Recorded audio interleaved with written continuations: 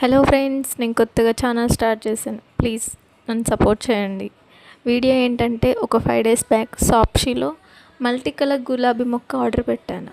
అది ఇవాళ వచ్చింది. ఆ మొక్కనైతే నాటానికి, మరి ఆ గులాబీ మొక్క ఏ కలర్గా వస్తుందో చూద్దాం. పువ్వు వచ్చాక కూడా వీడియో తీస్తా. అలానే కొన్ని చుక్కుడు విత్తనాలు కూడా ఉంటే అవి కూడా పెట్టాను. ఇదేనండి వీడియో. ప్లీజ్ సపోర్ట్ చేయండి.